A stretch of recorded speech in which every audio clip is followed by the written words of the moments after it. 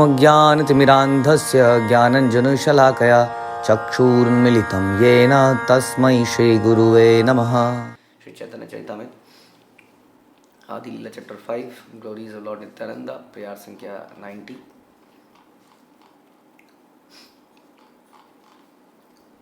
अचिंत्य ऐश्वर्य जानिया अमर यही गीतार अर्थ कैल परिचार। हे अर्जुन, तुम इसे मेरा अचिंत्य ऐश्वर्य समझो। भगवद गीता में भगवान कृष्ण ने इसी अर्थ का प्रचार किया है। तो भौतिक जगत क्या है?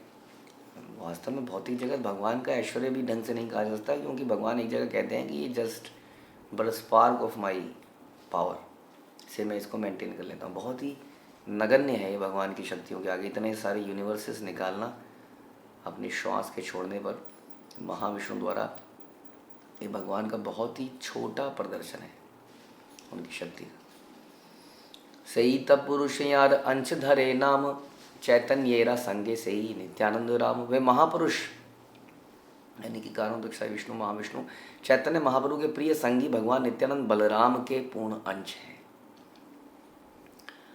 तो अल्टीमेटली हम लोग ये समझने का प्रयास कर रहे हैं कि who is Nityanand. He is not an ordinary person, although एक ऑर्डिनरी मनुष्य से भी विनम्र। एक मनुष्य विनम्र हो जाता है जब उसके अंदर शक्तियाँ नहीं होती हैं, है ना। गरीब आदमी रिक्शा चाहिए चला रहा है, गाड़ी ठोक दी है, तो गलती चाहे गाड़ी वाले की और रिक्शे वाले को थप्पड़ पड़ते हैं और वो कुछ बोलता नहीं है अक्सर, क्योंकि वो जानता है कि मेरी औकात इनके सामने कुछ नहीं है, मुझे पुलिस में बंद करवा देंगे, मेरा ये करा देंगे, मेरा वो करा देंगे।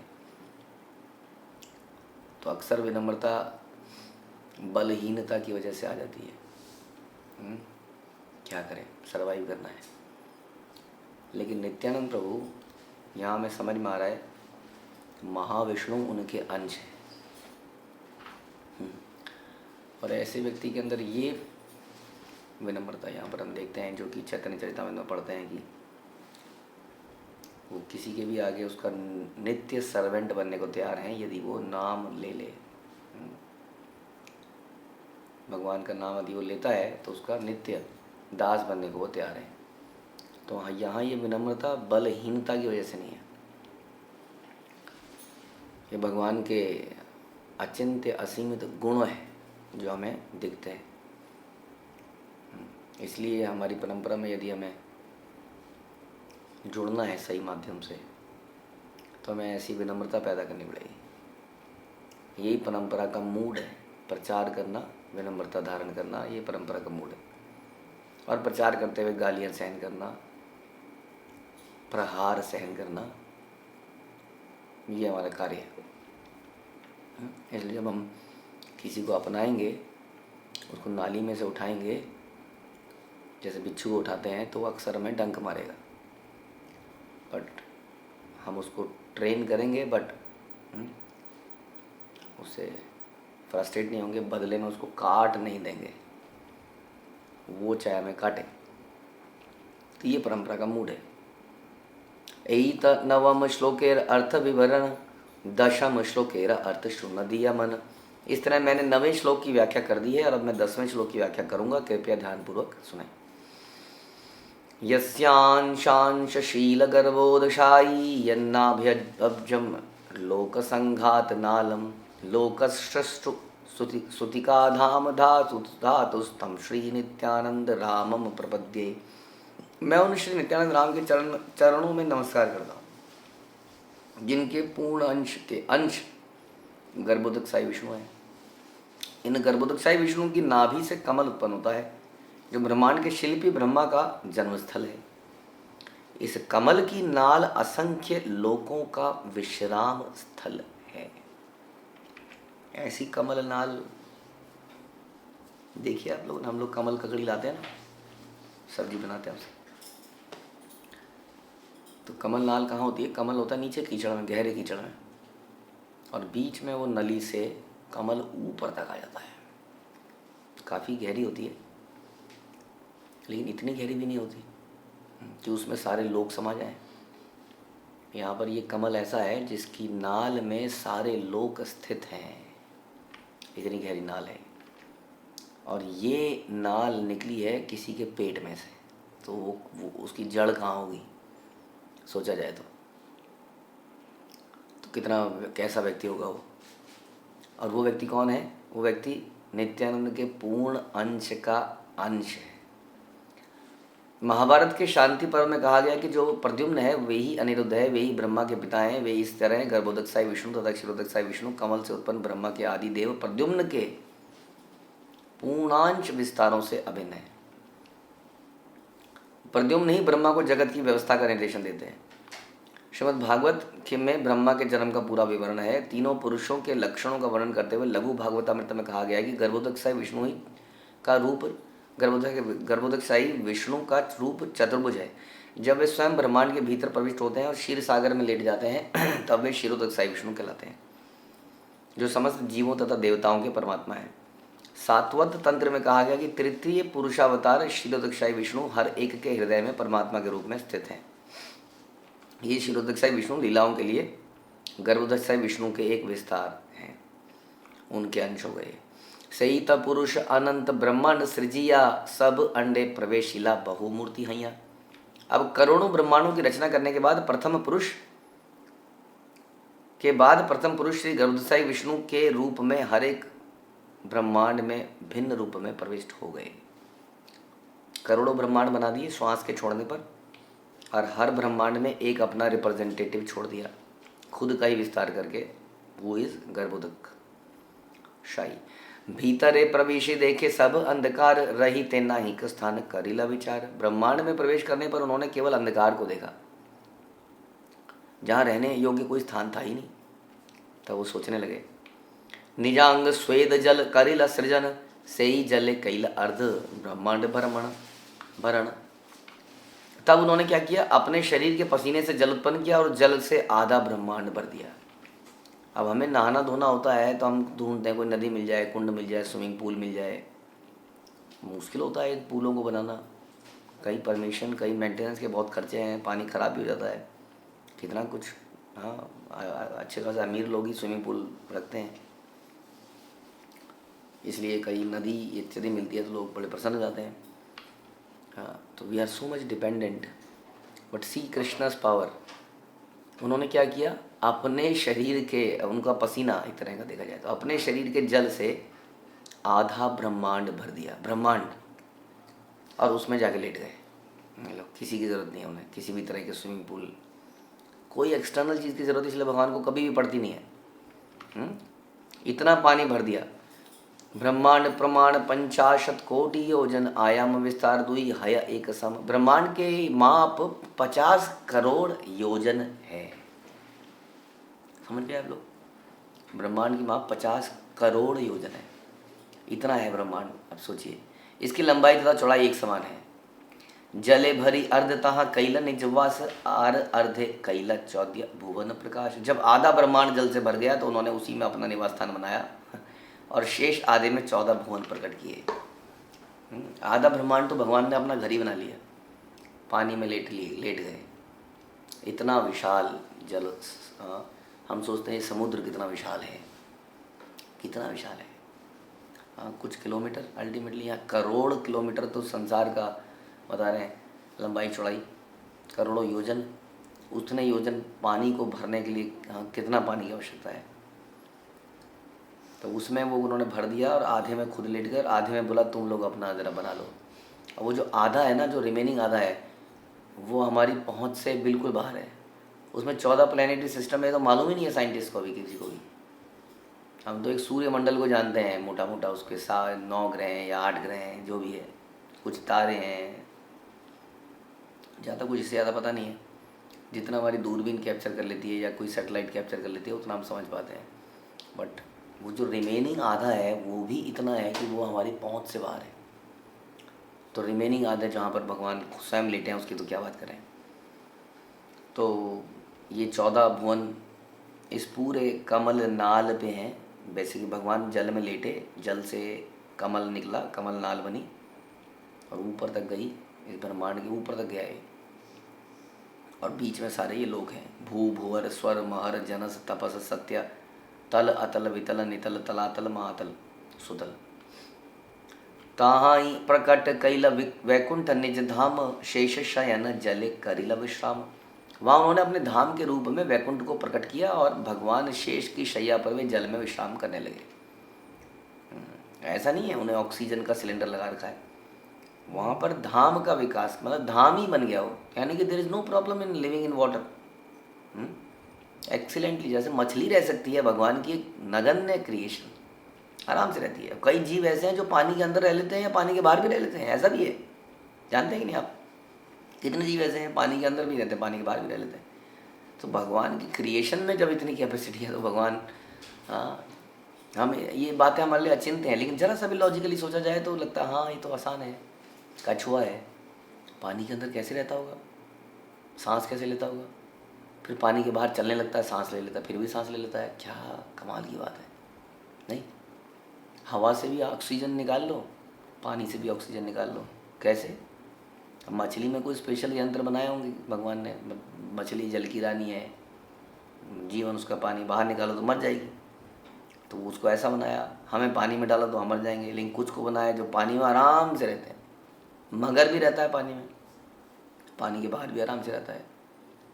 तो ये कोई अचंभे नहीं है वास्तव में, तो प्रकृति में ही देख के हमें समझ में आ जाएगा कि जल में अगर कारणोदकशाही शिरोदकशाही जल में है, तो ऐसा नहीं उन्होंने सांस रोक रखी है। इतनी लंबी सांस है महाविष्णु की, तो जब सांस लेने जाते होंगे तो बाहर निकल के जाते होंगे, कहाँ जाएंगे वो बाहर? बाहर क्या है उनके शरीर से बाहर?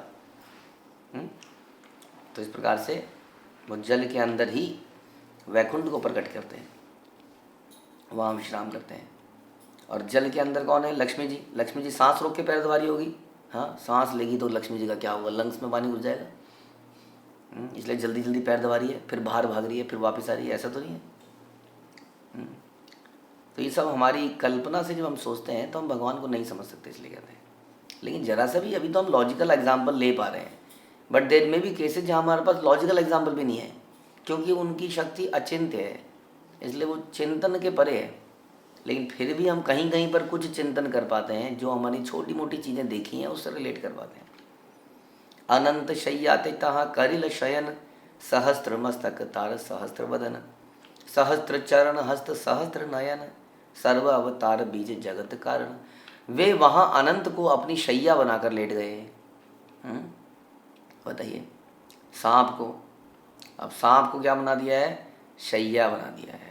कौन सा गद्दा इतना मुलायम होगा जितना सांप? भगवान की क्रिएशन से बढ़िया तो कुछ है ही नहीं वास्तव में, कोई भी चीज़, है ना। इसलिए लोग क्या करते हैं, चमड़ा उधेड़ कर जैकेट बनाते हैं।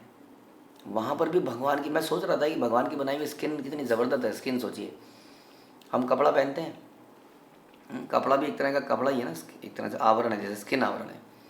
अब ये स्किन देखिए, कपड़े में दाग लग जाता है, अब ये स्किन में किसी चीज़ का दाग नहीं लगता, कमाल की बात है।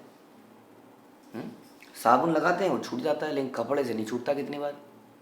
उसके बाद हम कहीं पर नहाने गए, कपड़े लटका रखे हैं तो कपड़े गीले हो गए, और वो सूखते नहीं है। और स्किन देखिए, पूरी की पूरी स्किन गीली हो जाती है और 2 मिनट में सूख जाती है। कपड़ा कटता है तो अपने आप को रिपेयर नहीं करता अपने आप, ये स्किन कहीं से कटती है तो अपने आप को रिपेयर कर लेती है। इसलिए भगवान की बनाई हुई एक एक चीज़ को हम देखेंगे तो हमें लगेगा कि अद्भुत है। इसलिए मनुष्य अभी भी प्रकृति को ही एक्सप्लॉइट करता है। इसलिए best of the jackets and shoes कैसे बनते हैं? लेदर से। लेदर क्या है? भगवान की बनाई हुई स्किन। मृदंग किससे बनता है? गाय की स्किन। ये तो स्किन की बात कर रहे हैं, अभी तो बाकी बात तो क्या ही करेंगे। आपको सांप की स्किन इतनी महंगी मिलती है, सांप की स्किन के लोग लेदर बनाते हैं। उसके बाद शेर की स्किन, इसी चक्कर में इतने सारे शेर लुप्त हो गए। हाथी की स्किन, हाथी की हड्डियाँ, कहते हैं हाथी जिंदा उतना महंगा नहीं, इतना मरा हुआ महंगा है। हाथी के दांत। तो भगवान की बनाई गई एक एक चीज़ इतने बहुमूल्य, इतनी ऐसी है कि इंसान उसको रेप्लिकेट नहीं कर पाता, इसलिए उसी चीज़ पर ही अभी भी डिपेंडेंट है हर चीज़ के लिए। तो वे भगवान जो है अनंत को अपनी शैया बना के लेट गए। भगवान अनंत हजारों सिरों, मुखों, नेत्रों और हजारों हाथ पांव वाले दिव्य सर्प हैं। वे सभी अवतारों के बीज हैं और भौतिक जगत के कारण हैं। गर्भोदय विष्णु के पसीने से उत्पन्न जलराशि में विष्णु के पूर्ण अंश शेष पर भगवान शयन करते हैं, जिनका वर्णन श्रीमद् भागवत चारों वेदों में हुआ है कि अनंत शयन नामक विष्णु रूप के हजारों हाथ पांव तथा हजारों आंखें भौतिक जगत के भीतर सारे अवतारों के वास्तविक जनक हैं। तारनाभि पद्म हईते उठिला एक पद्म, सेई पद्मे हईले ब्रह्मार जन्म सद्म। उनकी नाभि से कमल पुष्प उत्पन्न हुआ जो ब्रह्मा जी का जन्म स्थान बन गया। सेई पद्म नाले हईले चौद्य भुवन, तेहो ब्रह्मा हैया सृष्टि कर सृजन। अब भगवान जब किसी को पैदा करते हैं तो उन्हें तब भी किसी स्त्री की आवश्यकता नहीं है, वो अपने शरीर से ही ब्रह्मा जी को पैदा कर लेते हैं। तो भगवान इस तरह से एक और एग्जाम्पल यही है कि उन्हें किसी वस्तु की आवश्यकता नहीं है कुछ भी करने के लिए। हाँ, वो कैसे भी कुछ भी चीज़ को जनरेट कर सकते हैं, प्रस्तुत कर सकते हैं वास्तव में। तो ब्रह्मा जी भी आ गए। सेई पद्म नाले हईले चौदह भुवन, तेहु ब्रह्मा हैया सृष्टि करिले सृजन। उस कमल की नाल के भीतर 14 भुवन थे, 14 प्लैनेटरी सिस्टम थे।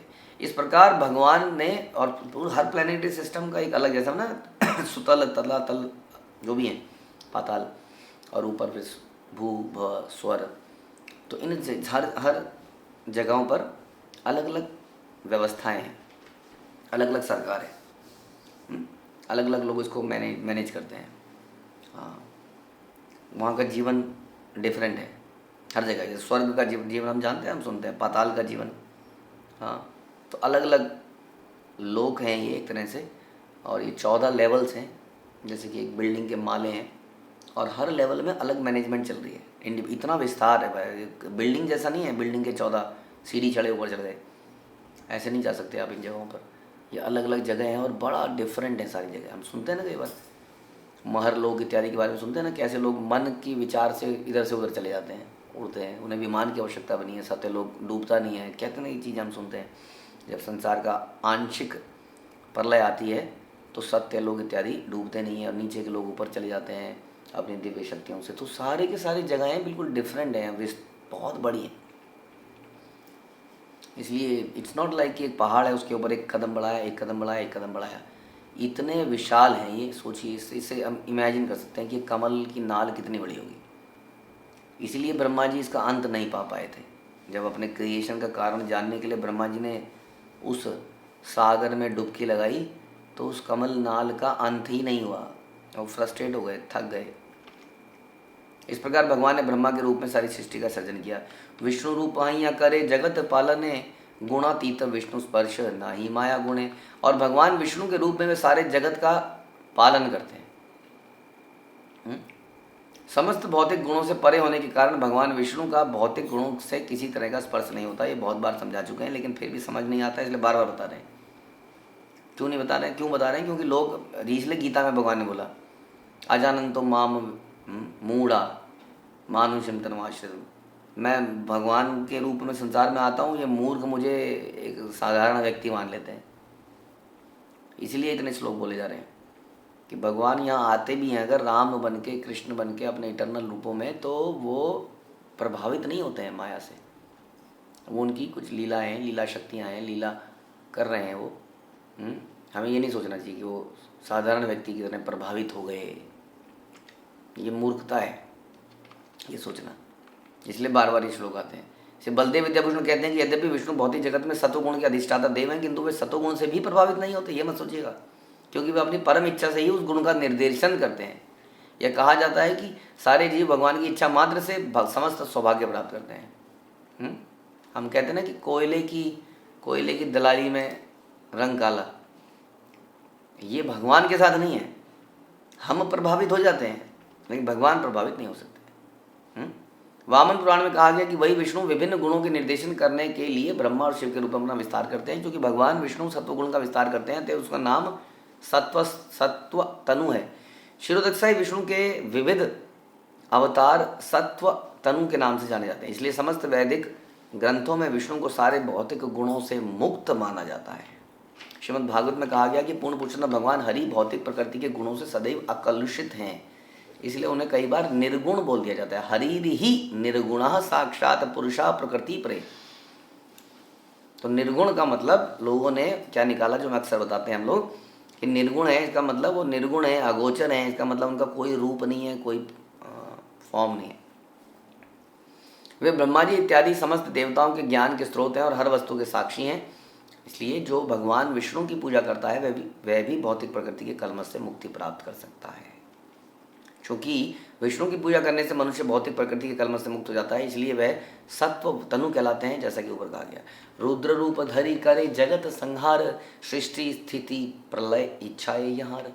रुद्र का रूप भी धारण करते हैं, एक और गुण का निर्देशन करते हैं, तमोगुण का निर्देशन करते हैं। तमोगुण में संहार होता है, रजोगुण में क्रिएशन होती है, तमोगुण में संहार होता है, एनाइलेशन। तो वो तमोगुण का निर्देशन करने के लिए वो ही अपने आप को शिव के रूप में एक्सटेंड करते हैं। तो इस तरह सृजन पालन और संहार उनकी इच्छा से होता है। महेश्वर या शिव जी ना तो सामान्य जीव है, नहीं भगवान विष्णु है।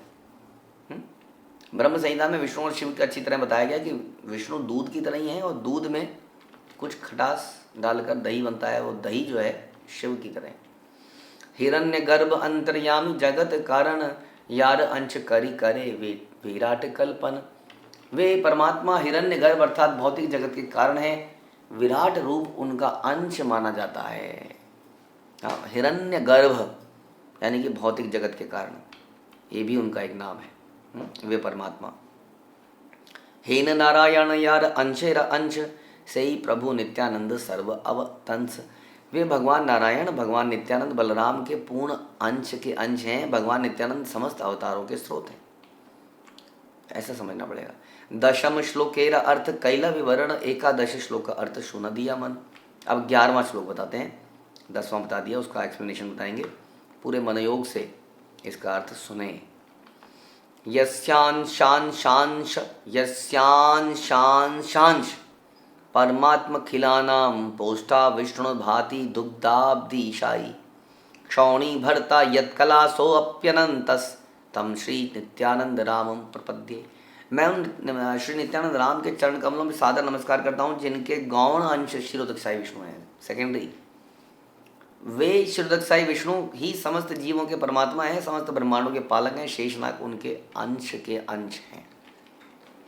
एक एक करके अलग अलग पुरुषावतारों के बारे में बता रहे हैं और फिर ये बता रहे हैं कि ये पुरुषावतार कौन है, ये उस नित्यानंद के अंश हैं। नारायणेन नाभिनाल मध्य धरणी, धरणीर मध्य सप्त समुद्र ये गणी। सारे भौतिक लोग उस कमल नाल के भीतर स्थित हैं, जो अभी हमने बताया, जो भगवान नारायण की नाभि से निकलता है। इन लोगों के मध्य 7 समुद्र हैं। तहाँ शिरो दधि मध्य श्वेत द्वीप नाम, पालयिता विष्णु तार इसे ही निज धाम। वहाँ पर क्षीर सागर के मध्य में श्वेत द्वीप है, जो पालन करता विष्णु का धाम है। समझ में आया? तो एक तो नीचे है गर्भोदक सागर में, वो भी विष्णु धाम है, और एक इस कमल नाल में जो 14 भुवन है, इसके बीच में, इसमें एक जगह पर समझ लीजिए एक श्वेत द्वीप है, जो कि क्षीर सागर है, जहाँ पर दूध का सागर है।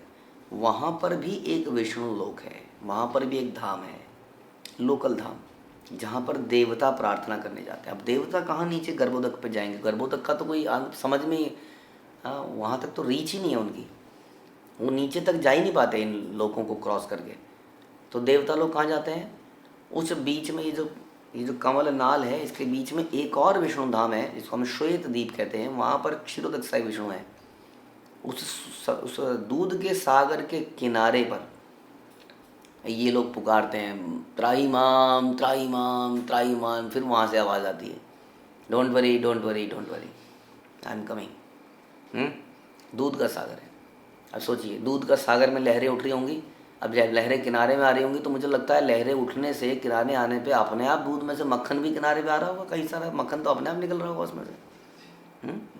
क्या क्या निकल रहा होगा? जब दूध का सागर होगा और इतनी उफान आएगी उसमें, तो कितनी चीज़ें बाहर निकल रही होंगी। हाँ, ऐसे जगह हैं, हम क्या करें? हमें तो नाले देखने में ही आनंद आ रहा है। तो यह पालन करता विष्णु का धाम है। ये विष्णु कौन है? ये ब्रह्मा विष्णु महेश वाले विष्णु हैं, पालन करता। हाँ, जो सत्व गुण का निर्देशन करने हैं, ये हैं वो। तो ये वहाँ पर हैं। ज्योतिष ग्रंथ सिद्धांत शिरोमणि में बताया गया है कि 7 समुद्र कौन से हैं। एक समुद्र है लवण सागर, नमकीन। एक है क्षीर, दूध वाला। दधी सागर, वाह, दधी का सागर, मतलब एक कटोरा वहाँ से निकालो और खा लो तुरंत। खाना लेके बैठो, एक बोलो जी कटोरा ले आओ जरा। धृत सागर, घी। इच्छु, इक्षु सागर, इक्षु रस सागर, सुरा सागर, मीठे जल का सागर। इस प्रकार ये सारे सागर हैं जो इस कमल नाल में है। सकल जीवे तिहो हय अंतर्यामी, जगत पालक तिहो जगत तेरा स्वामी। ये वे सारे जीवों के परमात्मा हैं, वे इस भौतिक जगत का पालन करते हैं और इसके स्वामी हैं। तो हर विष्णु की विशेष महत्वता है, यहाँ अलग अलग बताया जा रहा है उनके बारे में। तो बताया जा रहा है कि लघु भागवत मित्र कि रुद्र लोक अर्थात शिव जी के लोक के ऊपर विष्णु लोक नामक एक ग्रह है जिसकी परिधि 4 लाख मील है और जो किसी भी मर्त्य प्राणी के पहुंच से बाहर है। ऑब्वियसली इस विष्णु लोक के ऊपर तो एक तरह से ये लोकलाइज हम बोलते हैं, ये लोकलाइज्ड एम्बेसी की तरह है। जैसे इंडिया में दिल्ली में यूएस की एम्बेसी, अब यूएस की एम्बेसी में कोई आम आदमी घुस नहीं सकता वहाँ पर, वहाँ अलग ही सरकार चल रही है, यूएस की सरकार चल रही है वहाँ पर, उन्हीं के हिसाब से वहाँ इंडियन रूल्स नहीं चलते हैं। हाँ, इंडिया के अंदर ही वो आम आदमी नहीं घुस सकता है। उसी तरह से ये क्षीर, ये जो श्वेत द्वीप है वहाँ आम आदमी नहीं घुस सकता। इस विष्णु लोक के ऊपर सुमेरु पर्वत के पूर्व में लवण सागर में महाविष्णु लोक है जो एक सुनहरा द्वीप है। ये सुनहरा द्वीप भी है। कभी कभी ब्रह्मा जी और अन्य देवतागण भगवान विष्णु से भेंट करने वहाँ जाते हैं। भगवान विष्णु लक्ष्मी सहित वहाँ शयन करते हैं और कहा जाता है कि वर्षा ऋतु के 4 महीने में वो शेष शैया पर शयन करने का आनंद लेते हैं। सुमेरु पर्वत के पूर्व में क्षीर सागर है जिसमें श्वेत द्वीप है। तो पूर्व में यहाँ पहले बताया गया कि सुमेरु पर्वत के पूर्व में लवण सागर में महाविष्णु लोक है। महाविष्णु लोक का मतलब है लवण सागर में है। और क्षीर सागर में क्षीरोदकशाही विष्णु हैं। तो ये दोनों हैं वहाँ पर।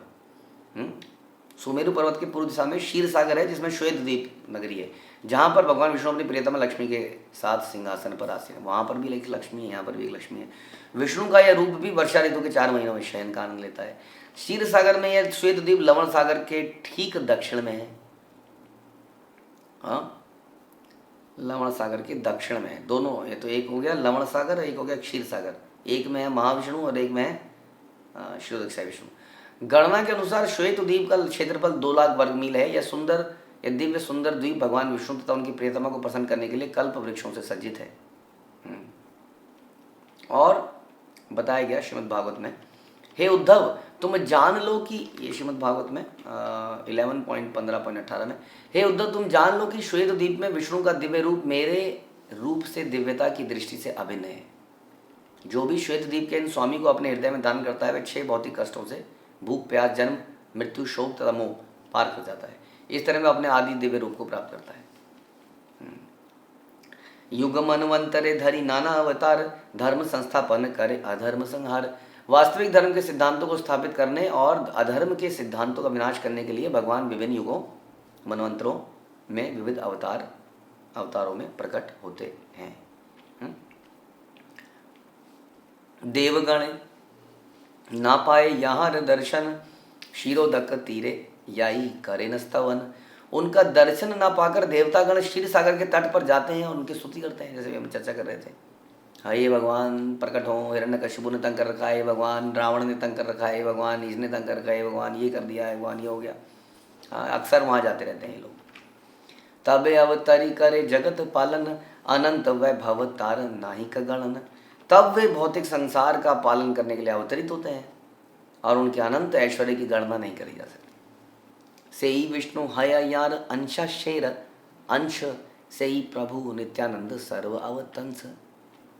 ये भगवान विष्णु नित्यानंद प्रभु के पूर्ण अंश के भी अंश हैं। समझ में आया? तो कारणोदकशाही थे अंश, उनके अंश के अंश थे गर्भोदकशाही, उनके अंश के अंश हैं क्षीरोदकशाही। और ये नित्यानंद प्रभु उन सब के उद्गम है।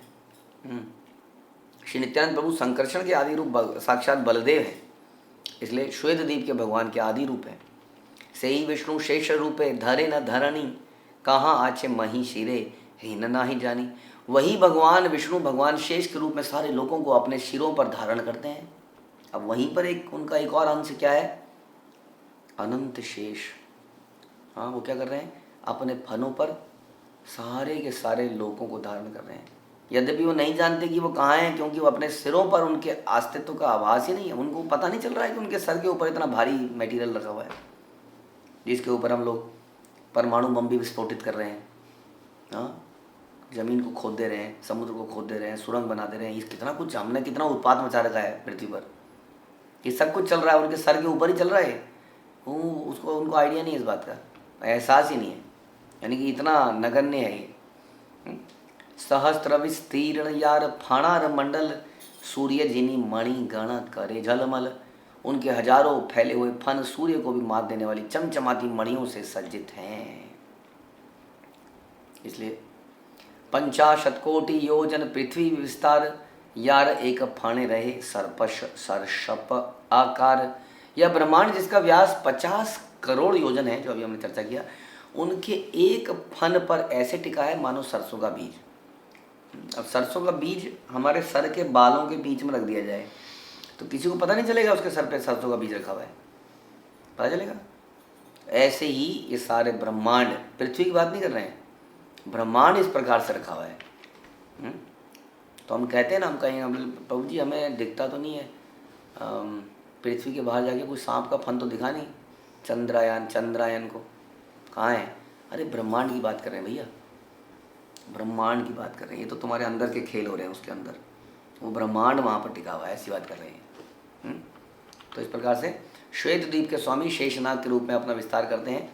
श्वेत द्वीप के स्वामी, हाँ, श्वेत द्वीप के स्वामी कौन? यानी कि क्षीरोदक विष्णु अपना एक्सटेंशन बनाते हैं शेषनाग के रूप, जो अपने असंख्य फनों पर सारे लोगों को धारण करते हैं। इन विशाल ब्रह्मांडों की तुलना सरसों के बीच से की जाती है। ये सब शेषनाग के फनों पर टिके हैं। वैज्ञानिकों का गुरुत्वाकर्षण नियम भगवान संकर्षण की शक्ति की आंशिक व्याख्या है। तो ये क्या है? ये भी भगवान की संकर्षण की शक्ति है, जिसने खींच रखा है ब्रह्मांड को, वहीं पर टिका रखा है। हाँ, कोई तो शक्ति है ना जो खींच रही है चीज़ों को। हाँ, जैसे कई बार कोई अजगर होता है ना, किसी बहुत विशाल अजगर जंगल में बैठा है, तो जानवर उसके आसपास से जाते हैं, उन्हें खिंचाव सा महसूस होता है, कोई चीज़ हमें खींच रही है। ये क्या चीज़ है? थोड़ा सा आगे चले गए तो फुट मुंह के अंदर। ये तो अजगरों की कहानी सुनी है हमने, संसार के अजगर, विशाल अजगर। अब सुनिए वो शेष, हाँ, अब वो जब सांस लेते होंगे तो सारी चीज़ें खट खट खट खट खट खट चिपक जाती होंगी उनके सर पर। तो ब्रह्मांड चिपके हुए उनके सर पर। तो जिसको हम ग्रेविटी कहते हैं, कोई फोर्स है जो इतने पावर से हर चीज़ को नीचे की तरफ खींच रही है। तो यहाँ पर बात बता रहे हैं, वो फोर्स अनंत शेष की है। हे प्रभु, वेदों की स्तुतियाँ घोषित करती हैं कि आप सृजन, पालन तथा संहार के मुख्य कारण हैं, किंतु वस्तुतः आप सारी सीमाओं के परे हैं और इसलिए अनंत कहलाते हैं। आपके सहस्त्र फनों पर असंख्य ब्रह्मांड सरसों के दानों की तरह इस तरह नगण्य लगते हैं कि आपको उनके भार का पता ही नहीं चलता। ये बताया गया श्रीमद् भागवत में 5वें स्कंद में। फिर और बताया गया कि भगवान अनंत देव के हजारों फन हैं, प्रत्येक फन एक लोक को धारण किए रहता है जो सरसों के बीज जैसा लगता है। अब ऐसा भी नहीं है कि मल्टीपल लोगों को एक सर पे रख लें, जब है ही सरसों जितना तो बहुत सारे रख लो ना, क्या दिक्कत है? नहीं, वो कहते एक ही बहुत है, क्योंकि इतने फन हैं। अब महाविष्णु जब अपने सांस को छोड़ते हैं तो कितने ब्रह्मांड उड़ते हैं, है ना? ऐसे उड़ते होंगे, और इधर से शेष क्या करते हैं, उन्हें सक सक सक सक सक सक खींचते रहते हैं अपने फनों के ऊपर। अब कितने ब्रह्मांड निकलते हैं जिसकी कोई तुलना नहीं है। सोचिए कितने उनके फन बनते हैं जो एक रखते हैं बस अपने सर पर, एक बीज, और इस तरह से उनके अनंत फन हैं। तो क्या सोचें और क्या चर्चा करें, बस इनको सुनकर आनंद लें और अपने आप को नगण्य मानते हुए उस परम पुरुष की शरणागत में जाएं। यही हमारा कार्य है। हरे कृष्णा। श्रील प्रभुपाद की जय, श्री चैतन्य चैतामृत की जय, श्री कृष्णदास कविराज की जय।